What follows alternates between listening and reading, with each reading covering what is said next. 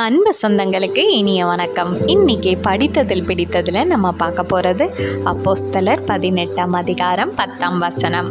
நான் உன்னுடனே கூட இருக்கிறேன், உனக்கு தீங்கு செய்யும்படி ஒருவனும் உன்மேல் கை போடுவதில்லை. இன்னைக்கு நமக்கு தீங்கு செய்யக்கூட நம்மளை சுற்றி அநேகர் இருக்கிறாங்கல்ல. சிலர் எதிராக நின்று தீங்கு செய்வாங்க, சில பேர் கூடவே இருந்து நமக்கு தீமை செய்யணும்னு நினைப்பாங்க.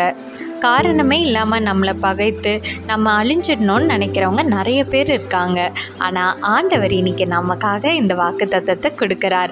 ஆண்டவர் சொல்கிறார், அவர் நம்மோடு கூட இருக்கிறாராம். அவர் நம்மோடு கூட இருக்கும்போது நமக்கு யார் தீங்கு செய்ய முடியும்? யாராலையும் செய்ய முடியாது. நம்ம செய்ய வேண்டியதெல்லாம் ஒன்று தான், தேவனுடைய கரத்தை விடாமல் அவரை பற்றி கொண்டு அவரை நமது அருகில் வைத்து கொள்ளணும். அப்பொழுது ஒரு தீங்கும் நம்மை அணுகாது. இந்த நாள் இனிய நாளாக அமைய கர்த்தர் உங்களை ஆசீர்வதிப்பாராக. ஆமீன்.